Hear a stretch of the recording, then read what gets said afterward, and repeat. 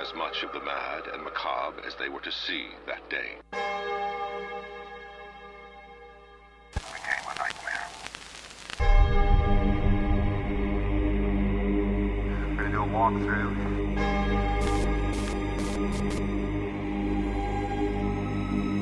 Over 1,300 pieces of evidence were collected from the crime scene. Scratch marks along the wall.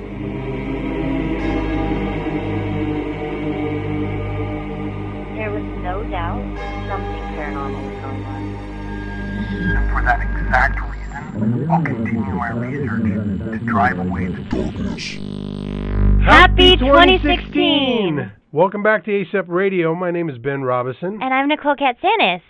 So welcome to our first show of the year. Yeah, we're pretty excited. Yeah, I mean, it's kind of exciting. We haven't done a show in a while. We didn't even do one last month because we were so busy. Yeah. We had, the holidays, of course, which makes everything a little crazy. But we're not your typical folks either. We aren't. We aren't just say, hey, the holidays are here. Let's just take the normal stress. Like, we like to add some more fuel to our fire. And, hey, let's, add an investigation in there and a walkthrough. Damn Skippy. Whatever. Just pile it all on, right? Yep. So that's what we did in December. So we weren't able to get a show out. So sorry, folks. But... it's the way the cookie crumbles sometimes. Is. And we were busy, so we have some stuff to tell you. I guess we can just jump right in and start. Yeah, let's do that. So yeah, we had a big investigation in December. Yep. And we can't really give too many details. No, and that's due to our full anonymity that we had, offered them, and they took it. So right now we're in that phase where we can't really talk. They may change their mind, and when they do, then we can divulge more information. So we're going to have to be kind of cryptic right now. Yep. But we worked with some good friends. We brought in 3 colleagues.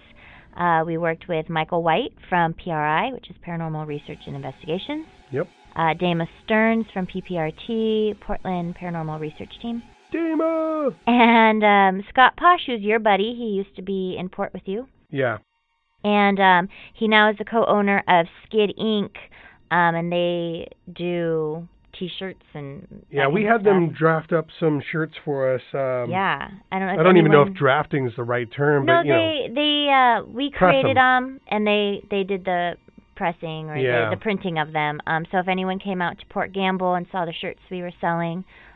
Skid Inc. was the one who made them for us, so thank you for that. Well, I think it would be worthy, too, if you don't mind me interrupting. Yeah, no, go for it. I think we should pimp out our shirts right now, here now. They're pretty sexy looking. They're pretty. We've got them in like a slate or almost like a heathered gray.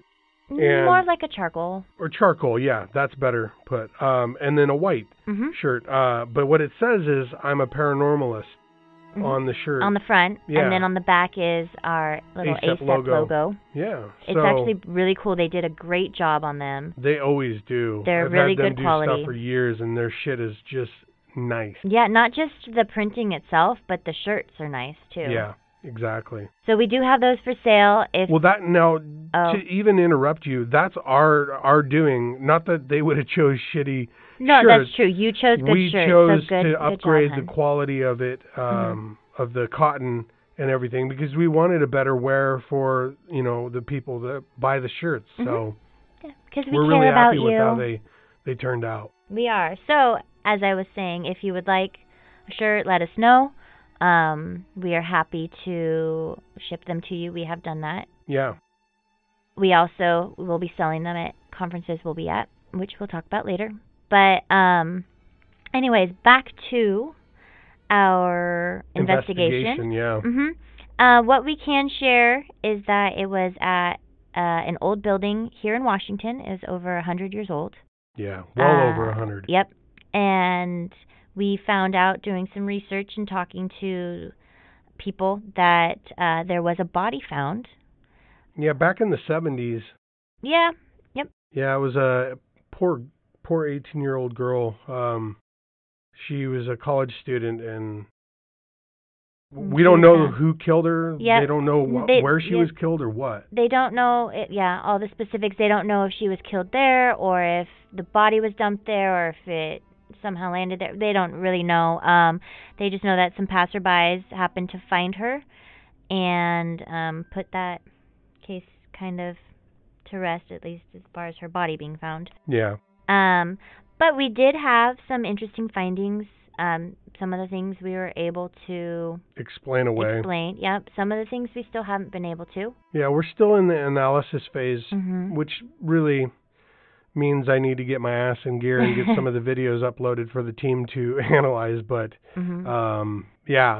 We're still trying to go through all of that data that we collected and see if there's anything else that may back some of the stuff that we're a little bit on the fence about. Yeah, and even, one thing I'm thinking about that we're on the fence about, even if we can explain it away, it was still cool. Right.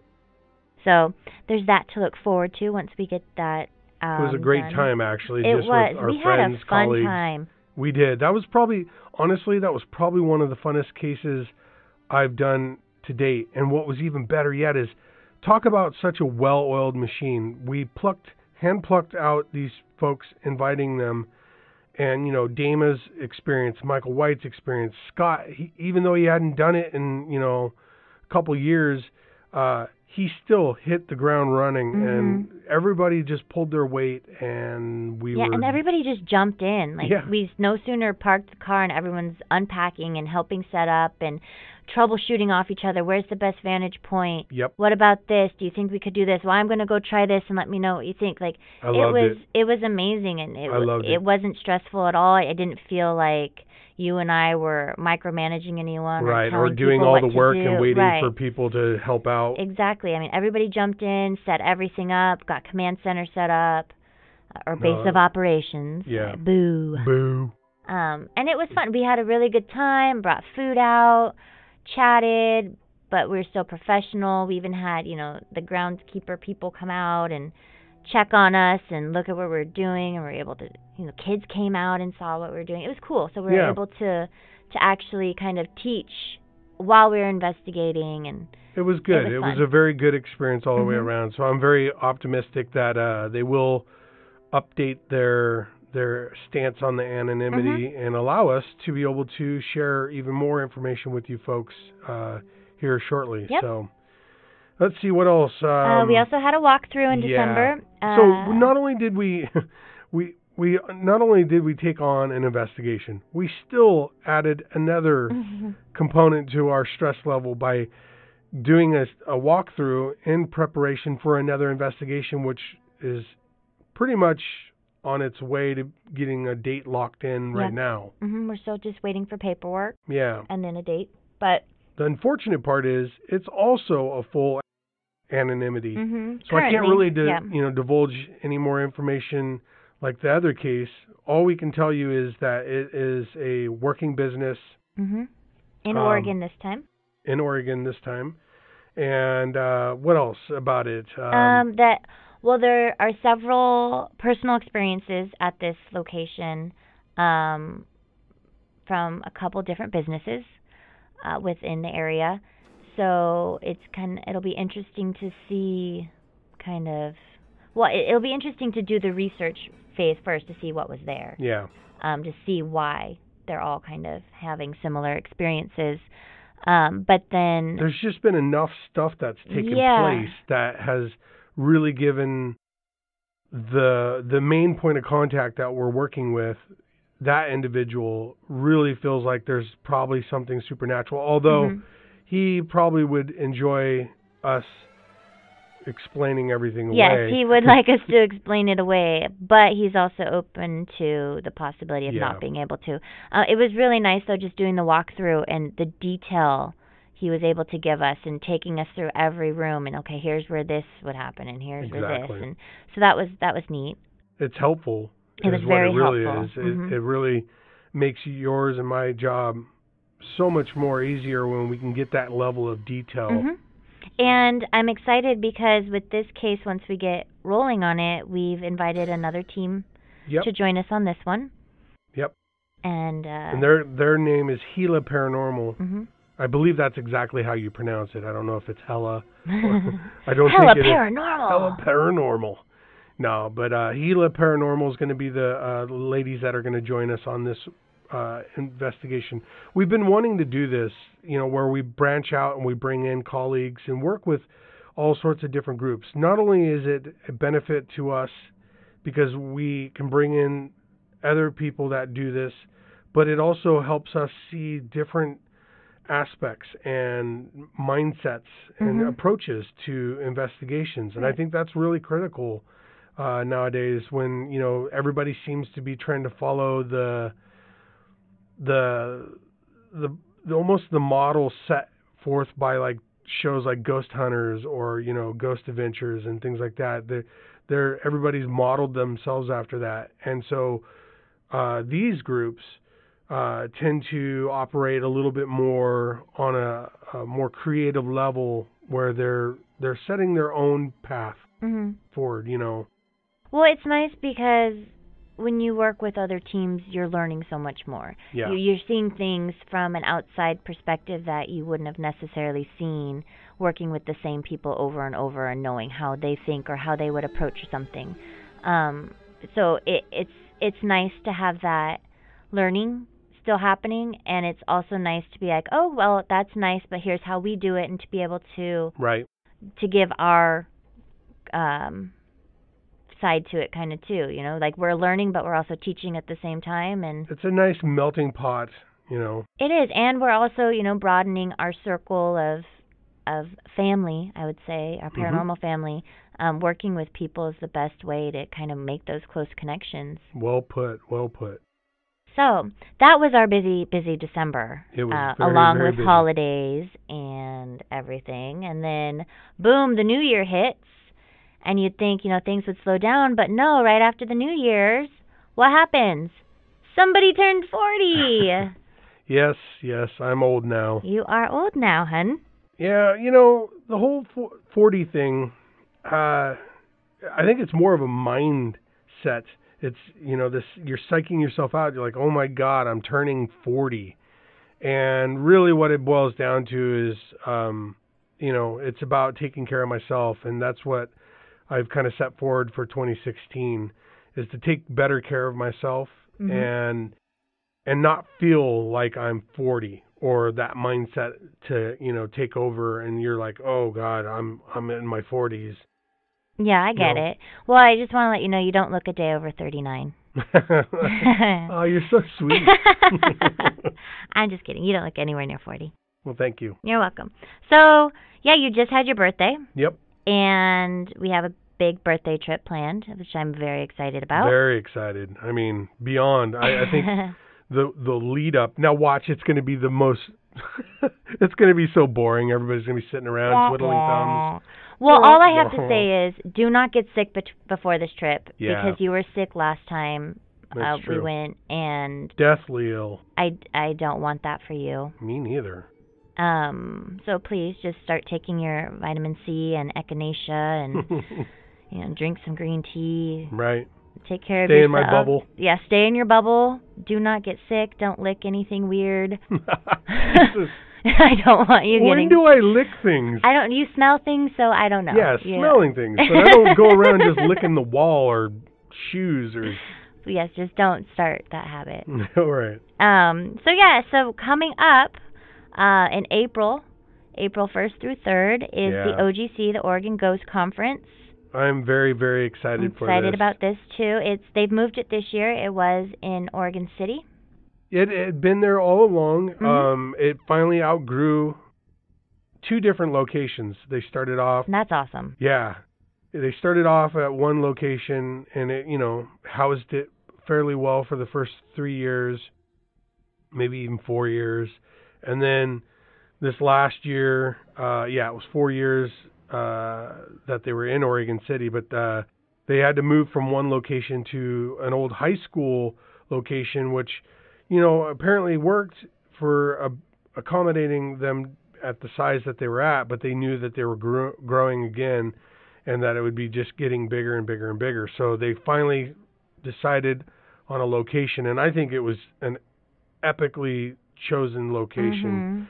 They're going to be out at Seaside, Oregon, this year, and that is going to be in the Seaside Convention Center. So that is designed for this specific thing. And I think it's going to be a huge success as a result of this. It's going to be amazing. They are still working out the classes and the speakers and everything, but it is going to be a super fun event. So everybody, if you can make it out, I would highly recommend coming out. You can get more information at OregonGhostConference.com. They have a Facebook page. Check it out. They will constantly be updating it. I know Kristen Gray is working hard on it. Rocky's working hard on it. Yeah. They are trying to get this all set up and ready to be a kick-ass conference this year. We're going to be there. Yep, we're going to be there. Ben might be speaking, hopefully. We'll be selling those shirts. We will be selling our shirts, yes. Cash. Come, I know we have other people out who will be selling stuff too. There's all sorts of fun events are going to be there. So check it out. Hope to see you there. Let us know. Shoot us a line on our Facebook page. I'll be there, see you there, whatever, and we'll keep an eye out for you. If you're going out, book your rooms soon. Yeah, we're going to be staying at the old Wheeler Hotel. We are. We've never stayed there, and Katie Brambrink, who runs the place, is Love just her. Absolute doll. So we're excited to get a chance to stay in the infamously haunted location and just hang with our friends. It's going to be such a good time. It's going to be fun. What else do we have this year? Well, the biggest thing is you and I, we have something very, very big personally that's going to be happening in August. And as a result of it, we had to sit down and really kind of discuss, what we were going to do as ASEP for the year. And we decided that we were going to stop actively looking into getting cases for ASEP. Right. Basically take a hiatus because we need to focus on what is big for us, and that's our wedding. Yes.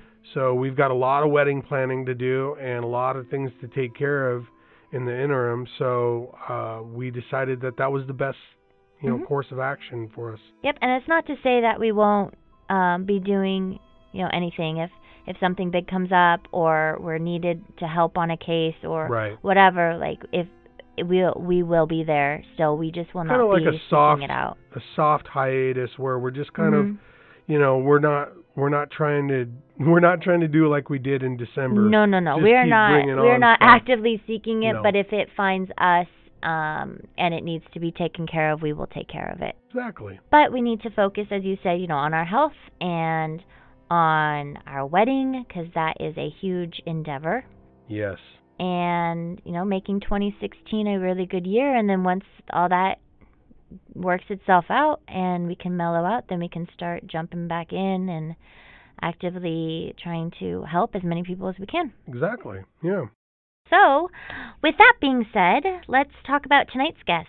Tonight's guest is Seth Michael. What I'll probably just go ahead and do, if you don't mind, I'm going to go ahead and read off. He's got a short bio that he provided us, and I think it's got a good, lead in for him. So yeah, go for it. But before I do that, I was going to say that, I met Seth the first time at the very first annual Ghost Conference in Oregon City. Okay.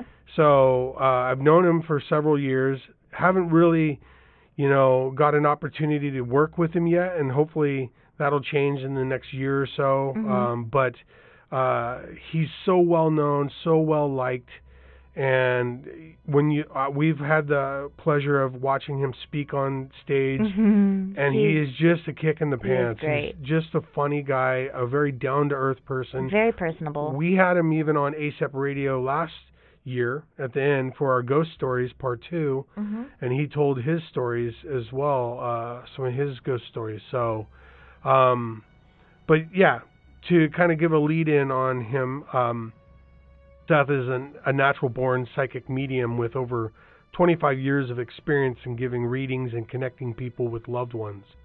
While he does this, though, he's trying to give them pertinent and evidentiary psychic information, which I think is very good that he, it's made note of, because that is I think something people want but don't usually expect either at the same time. So, in addition to his work doing private and larger group readings, he co-founded a paranormal team called White Light Paranormal Insight, where he's a medium and the director of Spiritual Resolves. He also co-hosts a web radio show called Into the Light, which he co-hosts with Teresa Cleve on the Blog Talk Radio Network. He's also the co-founder and is an instructor for Awaken Your Psychic Medium workshops, classes meant to empower each person, basically. Okay. His passion is, and his intent is to assist others in reaching their higher self and honing in their own individual psychic strengths. So that's awesome. Yeah. So with that, we might as well just bring him on. Yes. All right, folks, why don't you stay tuned and we'll bring Seth on.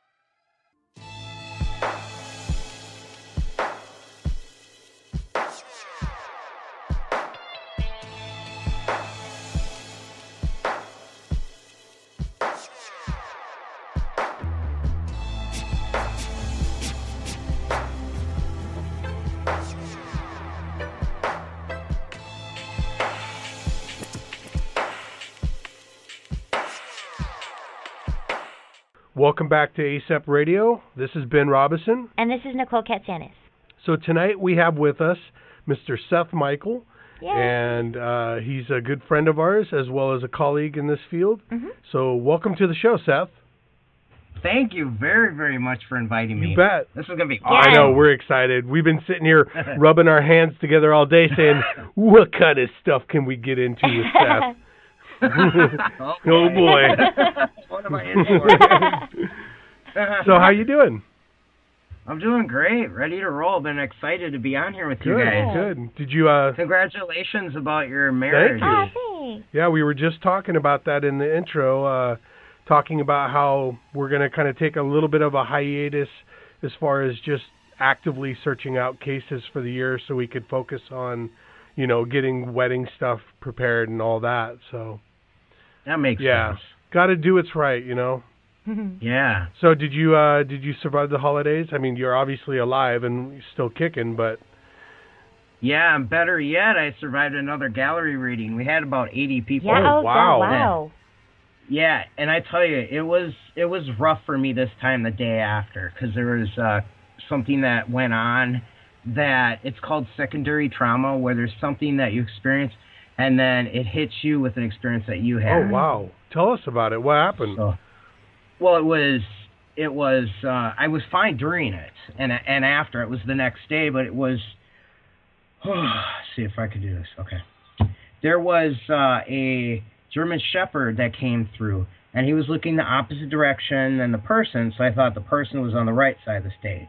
But with everything, the description, what he used to do, you know, the markings, just everything fit a lady that was on the other side of the stage. And she said that, I forgot why, but she said it made sense. He was looking on the other side. Right. Because, you know, a dog is a dog and a cat is a cat, but they'll show, like, certain behaviors that'll show it's them. Sure.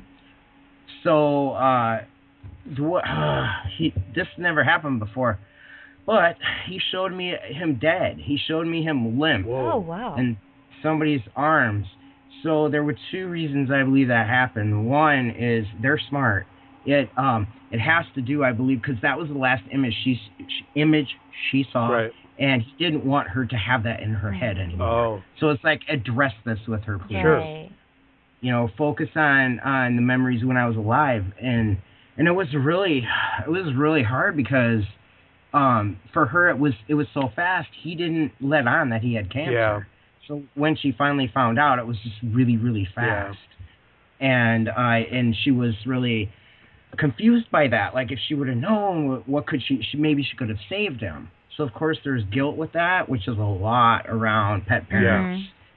Yeah. And what I got from him was, I didn't want you to, what was it? Oh, he did not want the quality of life, I'm sorry, let me try this again. Sure. Let's see. I'm trying to figure out how the whole message with that was that he said that if she would have known, there was nothing she could have done, and the quality of their time together would have been strained, right. basically. So Okay, so the next day I kept getting the image, and it went along with the image. My girlfriend's dog, he died in my arms. Oh, wow. And so it brought me back. So yeah. But I cried. I made this video diary because we're making a documentary, and I just let myself cry because we're showing a lot of the raw parts, like some of the parts that are hard being, doing what we're doing. Mm-hmm. We're not just going to feature me. We're going to feature other people and their challenges, too. Right. I think that's awesome because I think a lot of times people don't ever think of the toll it takes on you guys. Yeah, that was rough. That was exactly what I was thinking, too. Yeah. I think that's great and honorable that you guys are showing that side, that component to this side of it, because it can be gut-wrenching at times. It can be emotional. It can screw with your head, 5 ways to Sunday, and and it's so. I think it's very commendable that you guys are doing that. Thanks. I'm really excited about it because it's going to be real. There's nothing Hollywood about it. Awesome. We're not going that route at all. We're going to stick with film festivals and probably tours, and the whole thing is the message about that there's more to it than what they're showing on TV. That's great, and I think that's really good for, everybody to see, but also paranormal teams that, bring in psychics, like, be aware of what you're putting them in, too, because this is what they go through. So it kind of helps protect you guys. Oh, that makes sense, yeah. And speaking of that, we're also going to feature our team, White Light Paranormal Insight, and at least one case for sure. Awesome. Because it had a really interesting element to it. So, and we're going to go through, like, people, because we do classes, too, so we're going to talk to some of those people that went through our classes, what they're doing now. Like, one guy is just kicking butt with tarot readings. Nice. And in this mentorship I have, there's no money involved. They're doing practice readings, and then people that want free readings, I can... I don't have to say, no, I can't give you a free reading. Here's an option. Right. We can have one, but, just give us a review so the person can learn. And, man, it's just going great. That's exciting. That's really good. It is. I can't believe that. 80 people. That's a packed house. Yeah, it was. Is that the biggest showing you've had? I think it was, actually. We've had pretty close before. Yeah. And Aurora, see, I don't like to do them alone. I did it by myself a couple of times just so I know I could do it. Right. But there's more pressure because if I'm connecting, say, and it's a different kind of vibration, meaning like some are harder to get to than others. That's how I can explain it. Yeah, that makes sense. Stuff's like really light and easy, and they're giving all these details, and everything's cool. And then you get somebody who's really angry, something it's like ka-chunk. Yeah. Right. It all stops, and I have to like sit with that feeling for a second, and then connect with that person. And when there's another medium there, it's like an exchange. Like Aurora, she's on our team too, and a really good friend. She also does the classes with me called Awaken Yourself workshops. So she was, reading somebody, then I was busy connecting and writing it down, and then we would, exchange. Or sometimes we would get more on the spirit we were both reading at the time. Oh, wow. That's fascinating. Yeah, and normally I have Teresa Cleve. She's another friend that we also do a radio show with. So I got two of them. We just kind of, take turns. Yeah. Well, that definitely helps, and I'm sure there's an energy toll that takes on you guys, just like you were talking about with, I believe if I connected the dots here, that's Radar, Z's dog that had passed away recently that you were talking about, and I'm sure that kind of stuff takes a physical toll on you afterwards, especially the more readings you do. Yeah. Oh, yeah, but sometimes not, though. Not like to that degree. Right. There's only been a few. When I first moved here, Jill, my girlfriend, because I was doing readings out of her shop in a room, and she had booked like 3 a day, and it was just too much. And then one day, it was like, I think it was 2 or 3 readings that day where it was moms of kids who passed on. Wow. And one was from the Deadliest Catch. And he was afraid to cross because he was afraid he couldn't come back. Oh. He wanted to protect his mom and sister. Wow. So that was like intense, Yeah. And then we went to go to a friend's they were playing a rehearsal for their band, and I lost it. I couldn't stop crying for a long time. Oh, wow. So I knew I had to learn to pace myself. Yeah. Right. Yeah. Well, So it's for... go ahead. I was just going to say, I think it depends on, too, what abilities we're strongest in. Yeah. Well, that's... People that connect different don't take it as, as intense as, say, someone's empath. Right. Well, that's what I was going to kind of ask, like, what is it like for you specifically? Like, what specific abilities do you have? Does it come to you, like, do you actually see something? Is it kind of like in your head, or do you hear it? Like, how does stuff come through for you? That was a good question because we're so unique from each other. Plus, we also have our character and everything that kind of goes in with everything else. For me, I'm huge on the empath and the emotions, where I can feel the emotions as if I'm having them. Gotcha. And there is a way to do that where you can just feel it enough to explain it, and then it's a slippery slope. It just slides right Right. Yeah, I would think that would be really hard if you're feeling it, how to kind of learn to shut that off so you're not living it. It's important, yeah. So, but, sometimes, like what happened the other day, sometimes it just happens. Because I think it was important for me to heal, too. So it's our process, too, that we're going through. Right. Then I see and hear and feel mostly, and then I get intuition. Okay.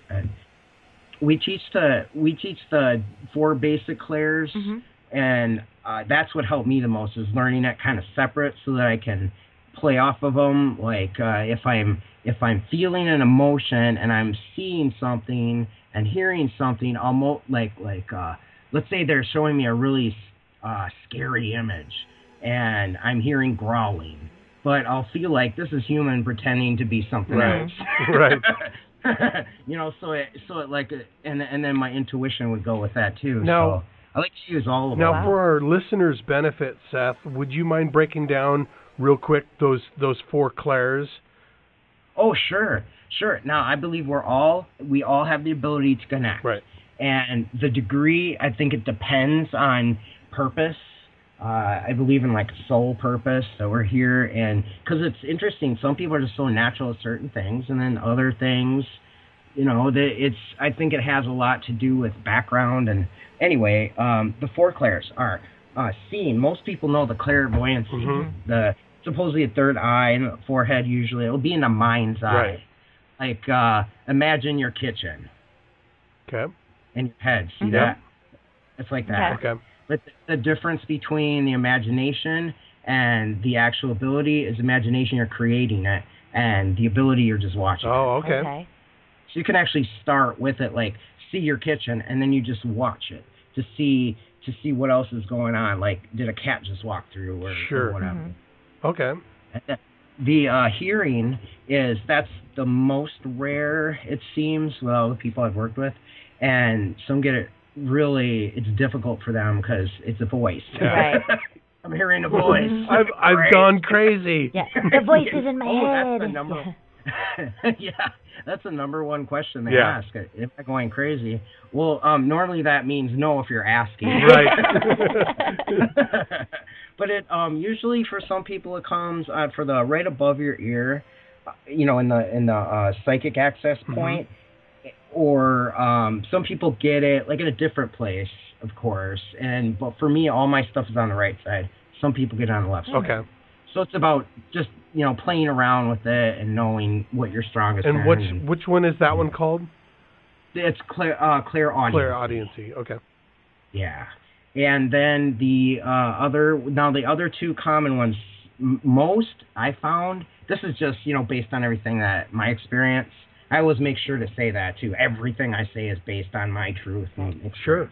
It's the end all be all. This is how it is. So. It is. It's my reality. So, and several people share in that one. It's so it seems as though some people either are strongest in the next 2, which are claircognizant, where it's also can refer to as intuition. Okay. However, intuition's often used as an umbrella term for everything. Gotcha. So the claircognizant is the knowing, where you don't know how you know, you just know. Okay. Right. You don't have any facts based on anything, but you'll always turn out to be right on that. when you're getting it in a certain way. I wish I had it right now for that Powerball. Oh, there's a funny story with lottery. I bet. Because a lot of people are, why don't you go in the lottery? I have a story about that. I tried. It's pretty funny, though. And then the other one, so some people are usually either high in that or high in the last one is 2 parts. It is the clairsentient, where, hey, I can really sense you're angry even though you're not showing it. Or the clairempath, which, oh, my God, you're so freaking angry. What the hell's going on? Oh my God, you lost your. Oh, you got a divorce. Okay, so you like go. Right. You go deeper. Okay. You like it can actually kind of be. I call it getting into heads, but it's really what I feel. Not in a weird way, but more like you're just kind of merging energies. Like, have you ever been on a case and there's spirit there? Obviously, you just start feeling something different. Oh yeah. It's like that. Yeah, it impacts your. You could do that with. Your feeling. Yeah. Yeah, Okay. that's same with live people. Yeah. In the same kind Yeah, of where thing. you walk into a room and you're like, instantly, you're like, I already hate that guy, or I really like her. Yep. Don't know Yeah, why. don't even know why. I had that happen in Sumter when we went to that graveyard. You know. Yeah. All of a sudden, I'm walking around, and then boom, I just start busting out crying, and I have no reason why. Yeah. It's just that area, and as soon as I left that area, it was totally fine. It was weird. Yep. What did you make of that? It seems to always happen to me whenever I go to a cemetery that has a kids section. I seem to always find myself in that area for some reason, and I never want to be in that area because I always get sad and cry, but I always seem to walk there for some reason and then just start bawling.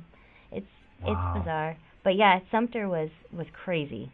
That one I was just like, I didn't even know there was an area, and all of a sudden I looked down and everybody's under a year, and I'm like, oh, are you serious right now? Yeah, wow. It was Yeah.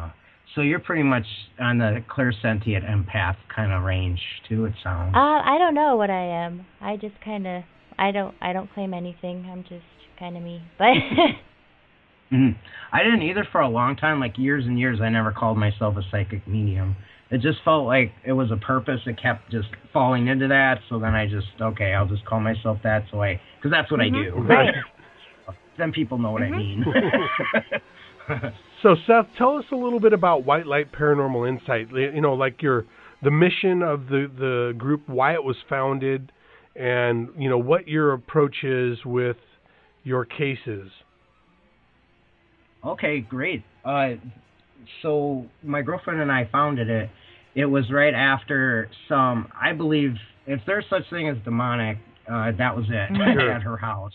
And that took me a little while to, get through or fix, or I don't know what you call it, get it clear or whatever, because it was 3 and it was pretty intense. Right. And that was the first time in my life where I was used to getting things in my mind's eye, but not hearing marbles on the floor rolling and scratching in walls or whatever was going on, radio turning on and and laughing. Right. It's like, oh. So it was kind of weirding me out a little bit that way. And, and it was just really dangerous stuff going on. Mm-hmm. Anyway, finally got that, where it didn't feel like anything else was there anymore. We'd open that one room because I used to have to close the door. Then I was okay. Like I felt fine. Sure. So I knew it was taken care of. So then Jill said, hey, we should do a paranormal team and we can help people. And at first I was like, no, are you out of your damn mind? What are you thinking? What the hell?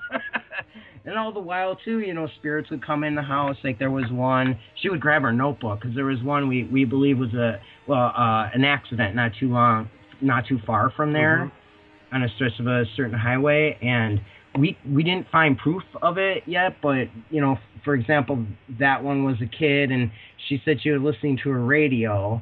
She's like early 20s or 19 or something like that, and she wanted us to call her mom, and I just couldn't do that. It didn't feel right to even get the number. Like, even if that number was right, it would have been too freaky for me and uncomfortable. Could you imagine making that phone call? Like, yeah, ma'am, I got this psychic phone number, and I called you, and did you have a kid that died? And then plus, that's a really hard thing to get, is sometimes really names and anything, detailed numbers. That's really difficult to get. And, it could have been off, too. So basically, I just told her. And then there's a part of me that's always like, what if it's my imagination? Even though I know it's not in my heart. I just have to kind of, give myself room for that, too. Right. But what I've done all my life is like act as if, okay, if this is really real, I'm going to do this because this person can get help. And that's how I just kind of grew into things, and too much happened where I couldn't deny it anymore. So she was frantic, and I let her know, well, all you got to do is understand what's going on, because it seems as if obviously you passed on or in a coma. And so I just kind of talked her through it about letting herself just accept it first, and then she'd probably find out where her mom is, and find out more information what happened to her. So based on that and the other thing, Joe's like, "Are you sure? We really should do this team thing." And so I went with it, but I don't know. I didn't know. I still don't know much about equipment. I didn't even know about. Well, here's an example. The two mediums that started on my team with me, like right after me, we were talking to Kristen, and they go, "Now, how do we obtain one of these EVP machines?" Kristen goes, "It's a digital recorder." So we didn't know. Well, and that's the thing, is that's not your guys' strength. That's not where your focus is. And that's exactly why I wanted to ask this question, because I think there's a lot of value in groups that operate and behave or have a different approach to this field of research than other groups out there, and I think White Light Paranormal Insight is a very unique and prime example of a group that's doing that and has a lot of respect and just a good rapport, in the field. Yeah, it is unique in several ways. One is that we have sometimes up to 6 mediums. Oh, wow. At any given time. And the other thing is that we have 2 services. We don't just do one or the other. The mediums don't go into the investigation. Okay. So when we get a case, we just know there's a case. And then some of us mediums are comfortable with doing remote. We call them pre-impressions. Right. So one, she usually zeroes in on every single thing that the client is going through, every single thing. The one gets the structures really good, the buildings, what it used to be like, who used to live there, type of thing. And I get mostly the spirits, the earthbounds, or like it might be non-human. I kind of pick up on what's going on. What are they doing to the people? Right. What are they feeling? So, and then we just write everything down. So when they do the interview, they show them right away, this is what the medium's got, because it's important for them to know we're real. Sure. So they know, we know what we're talking about. So then they'll, some will opt for an investigation, where the investigators, we have 4 now, and there's Rob St. Helen. Oh, wow, I didn't know that. Yeah, that's new development. Oh, okay. Yeah. And that's cool, because I've been saving up some audio for him for a couple of years. Yes. I bet. Analyze this. Yep. Welcome. Here's your gift. Well, I've taken my recorder, but I never really had time to listen to it. But it's not really based on the medium stuff. It's, the investigator stuff. Sure. Right. So and then Toby and Tracy and Kristen is the case manager and the director of investigations. She was the first investigator. Okay. With equipment. So she will. So they will do that at night, and then in the next day or two, I'll come in with mediums, and then we'll connect with the spirits. We'll do a cleansing. We'll talk. We'll educate the people, because sometimes they're okay with the spirit being there, and the spirit doesn't want to go. So it's sort of just like boundaries. Like, okay, when you see this door closed, don't go in here because my kid is sleeping. Sure. You know, things like that, signs like stay in this room only, or like that, because you know we're the ones having to live here. You know, they have more choices and options than we do to go places. Yeah, definitely. Well, why don't we do this real quick? Why don't we go ahead and break, and we'll come back, and we'll pick up where we left off. Okay. All right, stand by, folks. We'll be right back.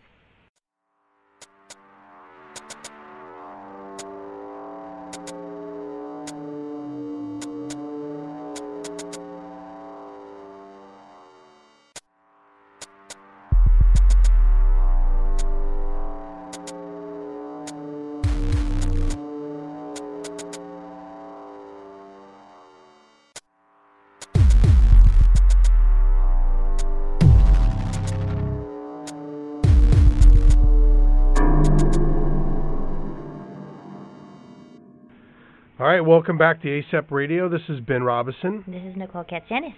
And with us tonight is Seth Michael, who is a psychic medium of White Light Paranormal Insight. So just go ahead and kind of pick up where you left off when we went on break there. Yeah, actually, I wanted to move on over to the topic. We sort of started with a German Shepherd story. Yeah. And I left out a part that is important to know. Okay. So just like that happens to us sometimes, not all mediums, just some. There's also the other part of this was I called Aurora, who did the reading with me that night, and you know, and I let her know what was going on. She said, "Look to see what the dog is doing right now." So I looked down, and there was JC wagging his tail. And then I looked in on the German Shepherd, and he was happily with his mom. So that helped. So just as being a medium, sometimes like this is very hard. There are other things you can look to it, you know, with this perspective of making it not so hard. Sure, yeah. There's always two sides to it. Yeah. Nice. Yeah, so that made it hurt less. Yeah. Okay. Now, has there ever been like a case that you've had that was the most meaningful to you, or a client per se that was the most meaningful, has always stood out to you and was like, man, that was just something else?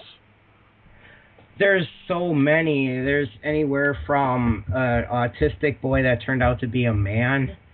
He was going over a baby monitor and was really freaking the mom out. The husband and the kid weren't very scared, but they also heard their baby saying, "That's my blanket." Oh, wow. In the room with no one there. So we got in there, and that was one of Kristen's first cases she came with. She was just doing the tech part, because we call it a resolve, sure, where the mediums go in and connect, rather than a cleansing, because resolve meaning we don't know how the outcome's going to be. We're just going to try to resolve it the best as possible. Right. Sure. You know, and that doesn't always mean they're going to leave. So that's a good approach. So I saw him as a boy, and he was rocking back and forth, and I was talking to him, and I remember connecting with him, and the thoughts were like jagged. It was not flowing. Okay. His thoughts were not flowing, so I had to really try to think what to say. I think something about Donald Duck came into his head, so I mentioned that, and then as he was calming me down and everything, I saw his grandma come through. And then he said, "Nanner." Oh. Then when I was watching them go off, he decided to cross, as they call it. Then he turned into a man. Oh, wow. While he was walking. So it was just the state of where his maybe mentally or emotionally, right, that's where he was, seeing himself as a kid. That's fascinating. So it was almost like you were seeing him when he crossed. He, you know, his mental state when he was alive was of a young boy, but he was actually a physical man, or correct. Okay. Correct. Yeah. Wow. Yeah. That's pretty amazing. And then, so here's the other thing too, is that when I got home, I sat on the bed, and then I got up, and when I went back, there were quarters and dimes that were shaped in a very interesting way that I could not recreate it falling out of my pocket. and there are a couple other things that seem as though they sort of say thank you. Nice. So I took it as that. Okay. Nice. When I touched it, it was kind of vibing. It had some sort of a energy to it. Yeah. And I can't prove it. I just keep that in my heart as a thank you. Well, that's what I think is always going to be the case for psychics and mediums, is that some of the stuff that they're provided is not something we could prove in any kind of science lab ever, and right. So that has to be that one visceral experience for you, and that has to be something that in your heart you believe to be that answer, and nobody can take that from you, Right. Well, so many people have different realities, and that's pretty much what it is, because we're all kind of all together, but we're all having these different experiences. Yeah. That one could describe something totally different than another person, but that does not invalidate either of their experiences. Like I know mediums that do not agree with a lot of things that I believe in. That's because that's not their purpose. Their purpose isn't to work, with earthbounds. They've got something else. And so, I just attribute it to that we're all doing, our work, basically, and it's not always going to be the same. Right. Same beliefs. But I think there'll always be a mystery to this. I think so. As well. Yeah. I think that's part of the point. Yep. I think so. And you have to be okay with that. There's never going to be a complete known when it comes to this.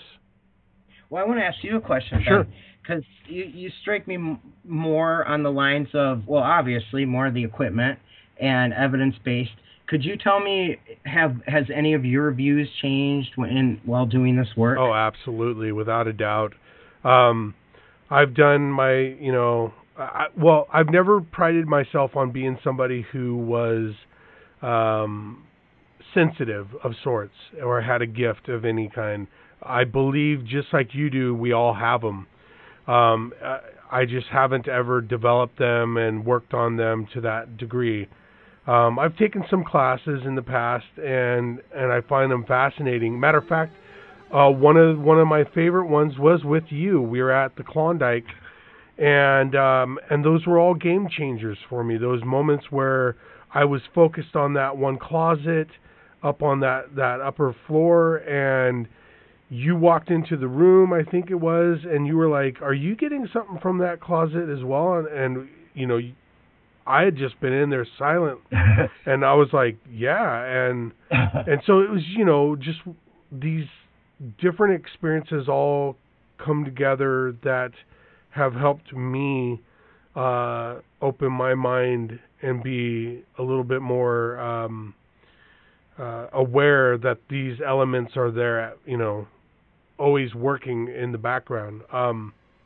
One of my favorite experiences as well was when I first started down this path of I want to form a paranormal group. This was way back in 2007.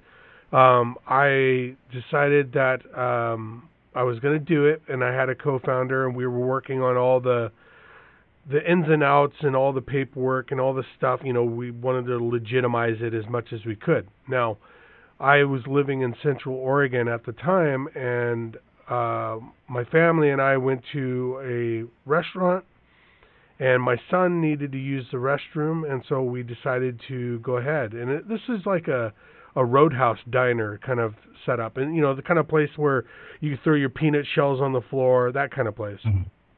And so I get my son, I'm walking him to the bathroom, and we're following this man who's got like salt and pepper colored hair. He's got a long sleeve button-up shirt tucked into his blue jeans, and it's like some darker colored shoes.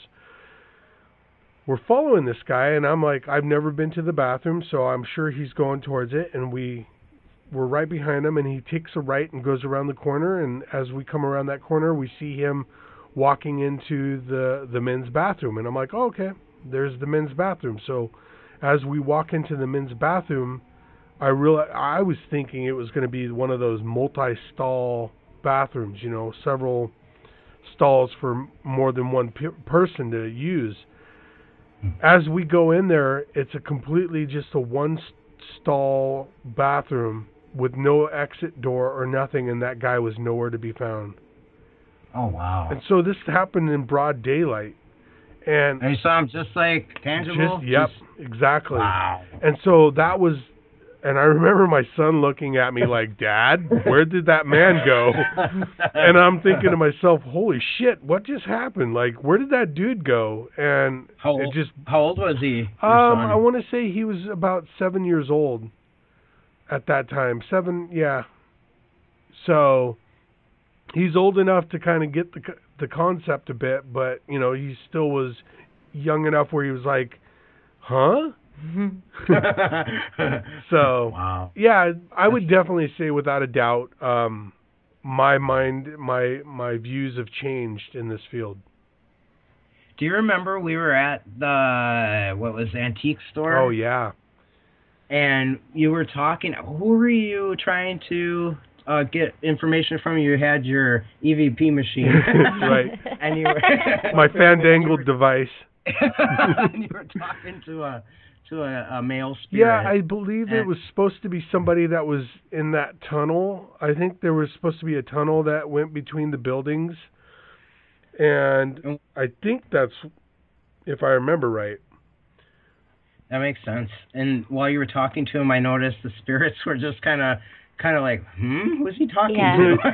I don't know. I remember you saying that too. You were like they're wondering who the heck you're talking to. Yeah, that was hilarious. Well, that's the thing that's funny, because like not having the abilities or fine tuning them, we go off of the information we're given. Yeah. Or the history we're given, or whatever, the stories we hear, and so we go in like, okay, we've heard stories about a man, or that a man was pertinent here, and so okay, excuse me, sir, is there anything you want to say? And then to hear you like, there's not a man here, like, what are you doing? Like, I thought it was hilarious. It was hilarious, and it's also kind of humbling at the same time, because no matter how much you try to do your job right, doesn't mean you're always barking up the right tree, you know? And right. So that was just a prime example of that situation taking place. Well, here's what's even funnier is I didn't even think of that. Like, I didn't think, you know what I mean? Like, I was just there going along, you know, like, experiencing it with you, and then I didn't think of them, you know what I mean? Mm-hmm. Like, I can't make this stuff up. Right. I wouldn't have thought of that either. But it reminds me, we as a group, we went to see Chip Coffey and our paranormal team, most of us, and so we're sitting there, and he just had, I don't know if he had an off night or what, but he was really not doing very well, and the spirits were looking at us like, what the hell is he talking about? And we're like, no, go to him. They're like, that's not working. Oh, right. No. So. Well, and that brings up another valid point. You know, just because you're a psychic medium doesn't mean you're going to always be on point. Mm-hmm. You know, you're going to have your days where things are just muddled, you know, and you can't make sense or see through the muddy water to find out what's, you know, there or who's talking. See, I'm glad you said that, because I hear a lot of different psychic mediums too kind of say that about, you know, the famous ones, the ones that are well known, like, oh, you know, he's fake and all this, but well, Chip Coffey I can't really say, but I know I've seen Teresa Caputo and John Edward, and they were freaking on point. Right. They were awesome. You know, Teresa said stuff that, you know, it's like a lot of information I get, like your stuff you would not be able to get. Right. There's no way. Like this one lady, her necklace broke and was in her bra, and she got what the necklace was, and then it broke. Oh, wow. And then she pulls it out of her bra. Oh, wow. And you could tell they've never talked to each other. Right. It was just pretty wild. So, but yeah, I don't ever want to be like that famous, because you have to kind of perform like a certain act. You have to go on. You're slated for ABC or whatever. You got to be there. You have to perform. And like you said too, yeah, I'm not always on. There's no way I could just do that all the time.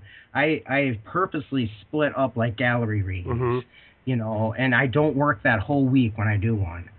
Oh, wow. Well, that's funny, because I was just talking to Ben on our break, kind of like about psychic etiquette. I don't know how else to put it, but kind of for those of us that don't have that strong ability interacting with those who do, and vice versa, just on like everyday lives, like not to put you on the spot all the time or to make you feel like you have to perform circus tricks. Yeah, like you're a show or prove pony. yourself to the naysayers. Like maybe to be helpful, can we kind of give some etiquette or your feedback on it? Like, that's nice. Because I was asking Ben, like, if we have like some people over, like a psychic medium who's a friend, like, hey, come over for dinner, and we have a feeling of what might be going on in our house, let's say, would it be imposing to be like, oh, hey, yeah, let's have dinner, after dinner, hey, can you come upstairs and check what's going on? Or does that make you feel like you're on the spot all the time and you just want to have some downtime? It does feel like that. And first of all, thank you for this question. This is an awesome question. Yeah. No one's ever asked that before. Oh, good. Oh, good. And it really is, because to somebody else it might seem like we're open at 24/7. And some of us are, but not to the full degree. Like, there was this one guy, I was at a party, and he heard what I did, and he goes, read me. And I said, what do you do for a living? And he said, I clean carpets. I'm like, clean my carpet right now. That's awesome. Yeah, it's the same thing. There's preparation. You gotta gear up. So yeah, if that was happening, I would say the best thing to do is just ask them ahead of time. Hey, do you mind? So that person is kind of, ready, getting in the zone. Yeah, because I could tell you pretty much if I, most of the time I could say, oh, there's a male spirit by you. But if you want a name and like more information, I would have to open you. Right. And then you said something funny too. Like, a lot of people say that. I forgot what it was, but you said, you're like, you should know that, you're psychic. Yeah. But everybody thinks that too. And you were joking, but you know what I mean. And then but we're off duty sometimes. Right. And we're also, here's another thing, I've been wanting to say this. Like, we may get something. Like, I've had a couple of no-shows, and I knew damn well they weren't going to show up. I went to the office anyway, because what if I was wrong? Because I'm human. Right. That's kind of what I was saying before. We can rely on it, but also I have to give them the benefit of the doubt. And maybe, hey, I'm wrong, and they'll show up anyway. Right. Exactly. Well, kind of a flip, too, to this etiquette. Like, if you are going to someone's house or party or whatever, and you see some stuff, like, are you apt to tell them? Like, if you just something comes to you and it's not savory, let's say, like, would you be apt to tell them, or is that something like you're like, nope, we're just going to enjoy our evening and we'll talk another time? That's another great question. Yes, because even if you're not prepared, sometimes it just comes up. It just happens out of the blue.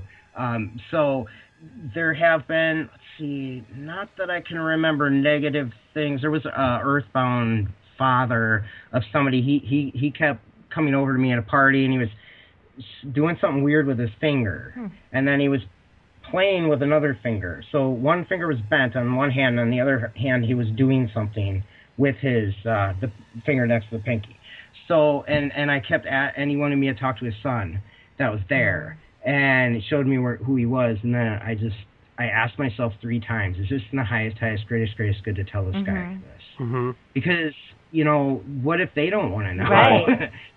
And all I do is I just make sure that feels right to me, and then I take the risk, because that turned out to be a case right after that. That was his father. He was missing a finger on one on one hand. The other hand, he used to play with his ring. Wow. And the description fit. He was military. Like the curio cabinet he gave it to, just everything fit. And there was a lot of damage in their relationship. So when all was said and done, there was a lot of closure. Yeah. That's awesome. Wow. Yeah. That's fascinating, and I like that. I do like that. He crossed, too. The guy crossed. Oh, he did? Yeah. Just my definition of cross is pretty much just changing the outlook, changing the consciousness.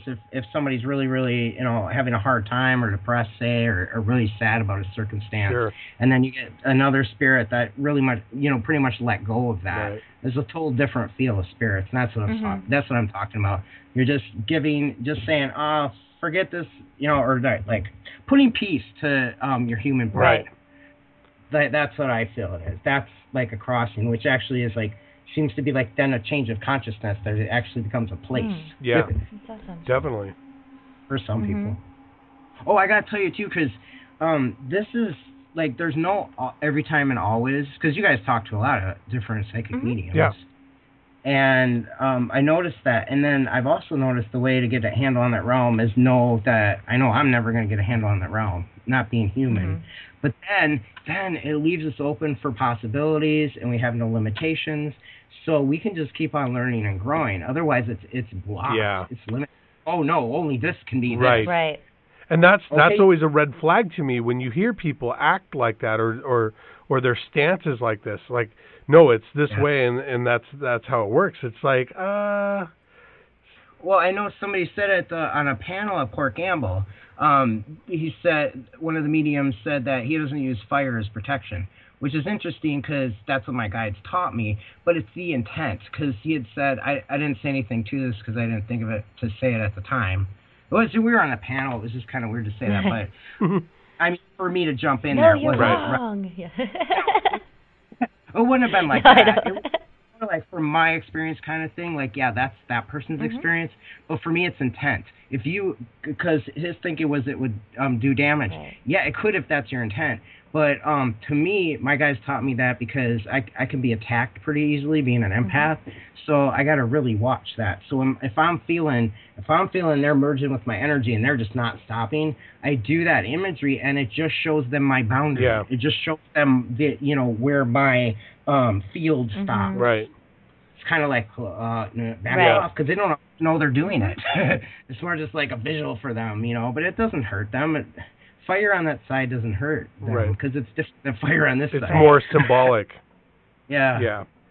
So, but that's the interesting thing because we just have a lot of us have different views. Well, you can also see the fire. Like a lot of people think fire is destructive, which it can be, but it also is an illuminating source. So you're not trying to destroy anything. You're not trying to hurt anything. You're basically lighting up where their boundary is or your boundary is. So I think in your case, it's more of a light to show rather than, hey, I'm going to hurt you. Oh, exactly. Yeah. I can't hurt spirits, especially if I know that I would be doing that, because I can't do that. Yeah. I stepped on a frog once and cried for days. I can't hurt spirits or anybody. That's just not in your nature, Seth. Oh, it's not. No, because I feel bad for days. I'm the same way, like, to go off on a subject here, but some people I knew growing up would swerve to hit like possums and stuff like that with their cars because they were like, they're just nuisances and they're rats and blah blah blah, and I'm like, I can't even do that. I just don't have it in me to do that kind of stuff. It's just too cruel, Yeah. Yep. I can totally identify with that. Well, you help a lot of people. Has there ever been a time where you felt like you couldn't help somebody, or do you think there's ever would be a time or a case where you're like, I can't help you? Are you talking about a case, or just because mostly I just do group readings and private readings? Just like in like a private reading, if someone comes and said, help me, or even in a case like at all, like you're just like, I can't get a read, or I'm not the person you need. Yes. That has happened a couple of times. And for a while I thought, oh crap, what if I'm just not on? Sometimes I don't get anything, and I just say, you know what? And I try about 5 minutes, and I go, let's try another 5 minutes. And if I can't get anything, I'm not going to waste your time. Right. And nobody pays. Right. Sometimes if I connected, then I don't feel right about taking money, even if they would offer it. Right. So anyway, where was I? Oh, there was only one time on this show that I got distracted. That's not too bad. Hey, it's okay. I get distracted all the time. Oh, I remember Nicole's question. Okay, yes, and here's a really good example.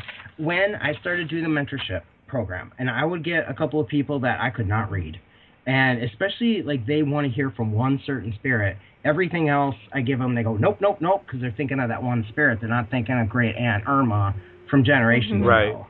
They're thinking, I only want to hear from my mom, and that's it. And I only want you to show me this evidence and this evidence and this. Everything else is not going to count because I know she would do the other thing. Right. But that's not true. That's not necessarily true. They're going to do what meant something to them, not what we think they're going to say. Right. And those are valid points. Match, Yeah, they would have to match, of course, you know, the evidence, like, okay, they had this kind of car and they had that dog and they had, you know, but it might not be what they think. Anyway, this one lady, okay, first of all, so from having the mentorship and people doing readings on these talented mediums, and they didn't get anything either. I'm like, oh, because I was thinking, okay, well, maybe it's just me. Maybe I just can't read certain people, which, hey, I think that could happen too.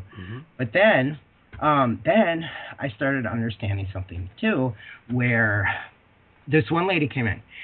7 years ago, she lost her husband. She was in the same exact emotional place she's been in since it happened. Just life has been, her quality of life was nothing. Right. She was a walking tomb, basically. And she only wanted to hear from her husband.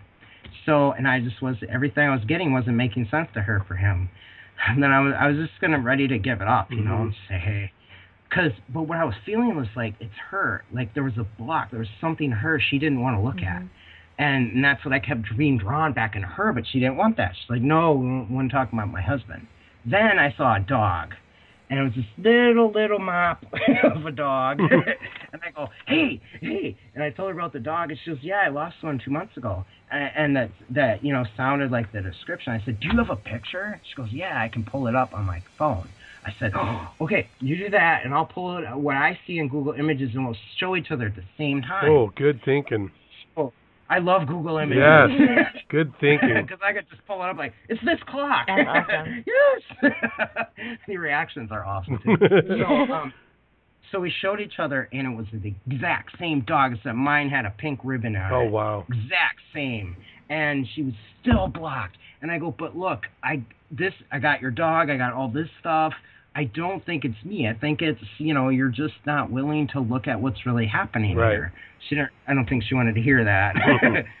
I don't think she wasn't very happy. If she had told a friend it wasn't a very good reading. No. Well, you know, that's the thing. That was her perception because she wasn't ready to go. It was a valid reading and it was all accurate. It just wasn't what she wanted. Well, here's the thing, too, that I think that we as psychic mediums, I believe that it's not really to make us look good anyway.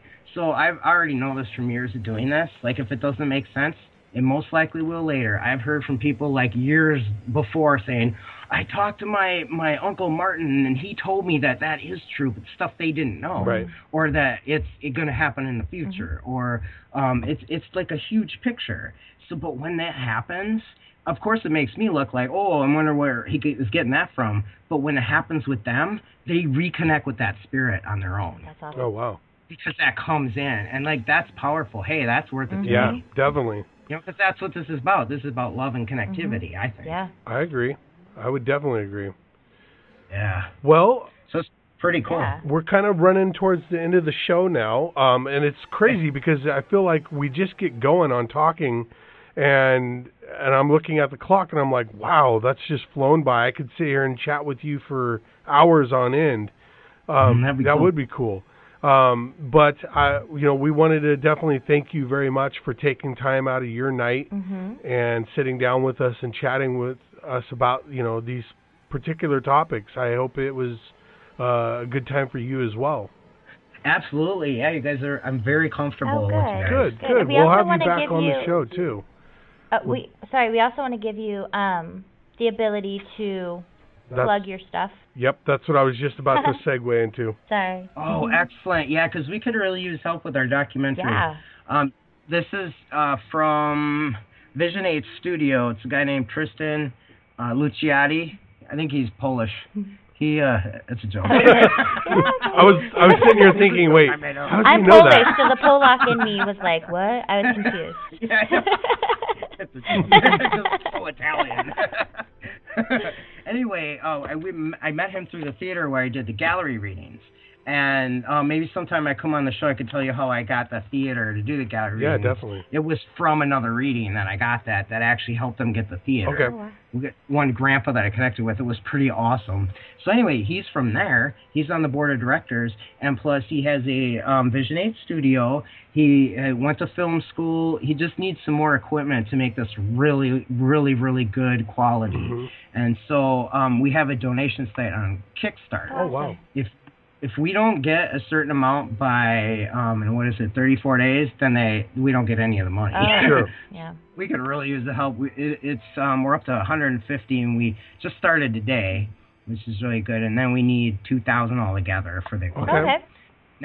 That is, if you just go to Kickstarter.com, and then it's All Around Us documentary. Okay.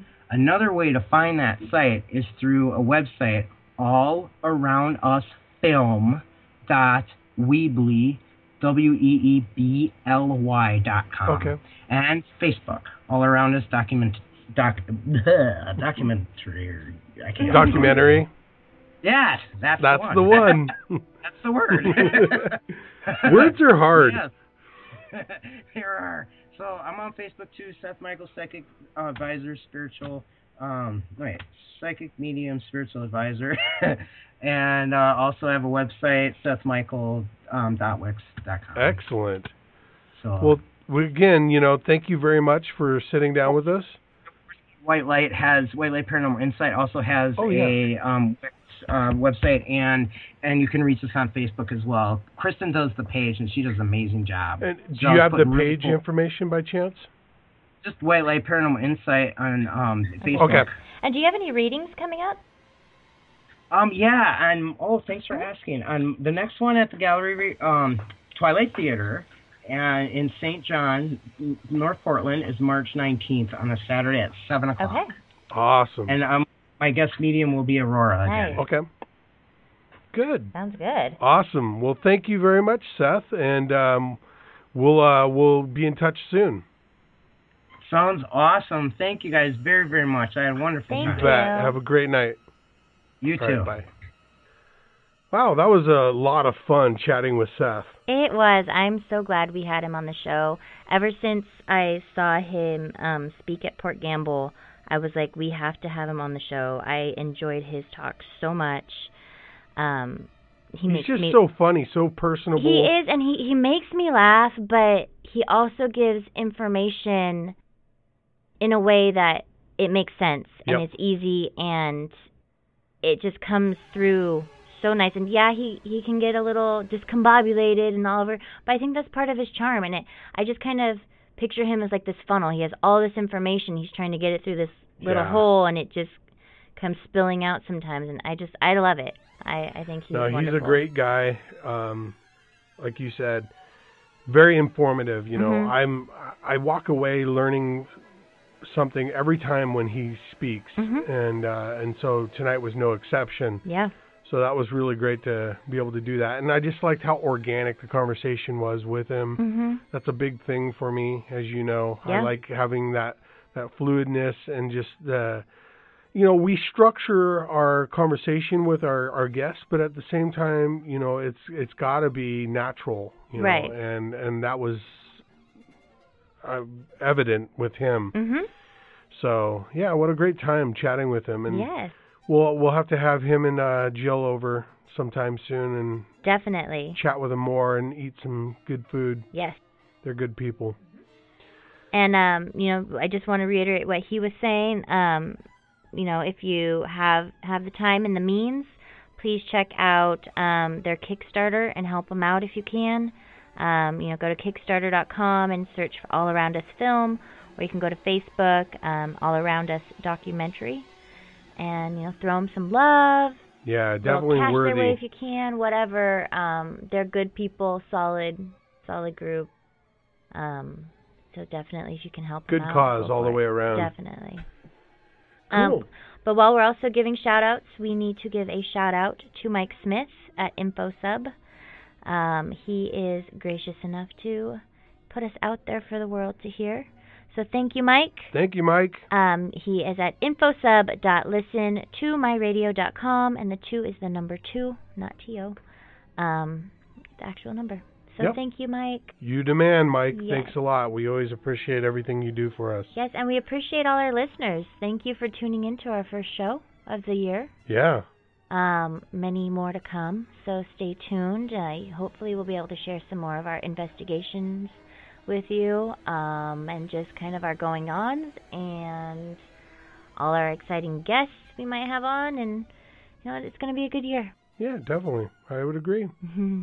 Well, on that note, I guess we'll just call it a night. Yes. All right, everybody, have a great night, and stay Thank tuned you. for more episodes from ASEP Radio. What an excellent day for an exorcism.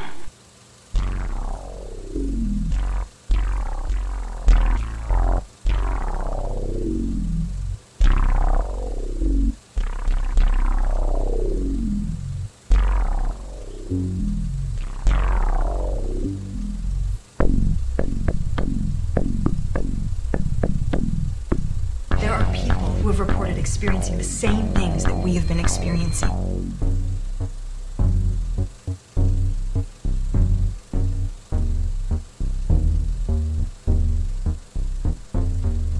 I hear the brush popping and stuff.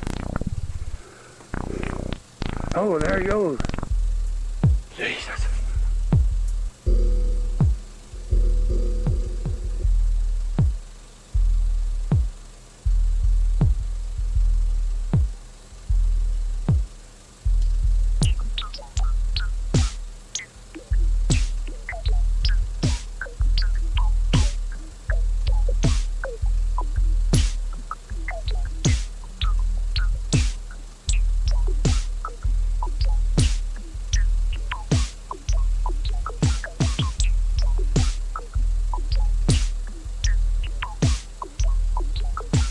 The greatest trick the devil ever pulled was convincing the world he didn't exist.